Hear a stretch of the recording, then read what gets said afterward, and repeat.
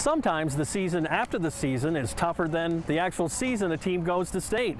Well, certainly the Fulton Steamers are embracing all the dynamics that go into that after their first trip to state last season. And with 7 starters back in the lineup, that's a great starting point. The guys all have set their goals real high, and you know, I said to them at the beginning of the season, it's better to have expectations high than low. So we've kind of embraced them a little bit, and we're trying to, you know, just take each day one day at a time and just try to put the best foot forward.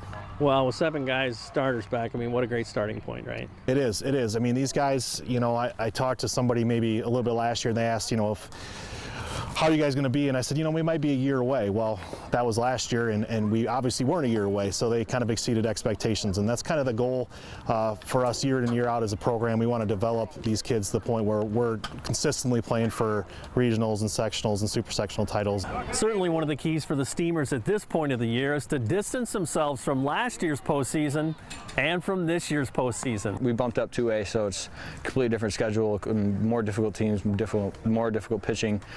We got to keep the bats going from last year's offseason and then keep it going now. What did that do for the offseason for you guys too? Did you feel like a different motivation and like, you know, if we're going to do it again, you know, I need to get 1% better every day? Yeah, it's a big motivation to get better right away, every day actually. I know a lot of kids are going to step up for it this year, and we know we have kids that are pulling up that are big process with us, like Eric coming up and he playing with us again.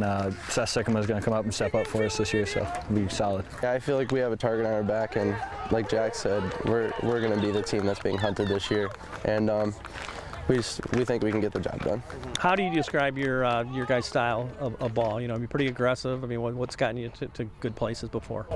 Well, in the past couple of years, we've played a lot of small ball, and I think we're going to stick with that. We're going to do what works best for us, and we're going to try to figure that out these first few games, what type of team we really are. How much do you love that they are thriving in other sports too? You know, and then just competing has got to help you, right? No matter the sport. Absolutely. You know, absolutely. We encourage them, and I know Coach Coffey and Coach Lower do the same. They encourage kids to go out for other sports, and you know, for them to really grow and not, you know, sit around and go into another sport. And I don't want 9 baseball players. I want 9 athletes, and you know, that's been a luxury at this school because it seems like we have a lot of multi-sport athletes.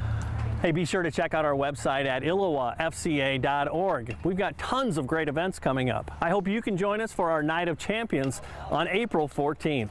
With this FCA Story of the Week, I'm Dan Pearson. One inning, one game at a time. Mike's gonna pound the zone. All right, let's stay within ourselves. All right, let's be the better team. Let's win. Let's go. All right, Shock him on 3, ready? 1, 2, 3, shock him. No, we're not taking the field right now. I'm upset now.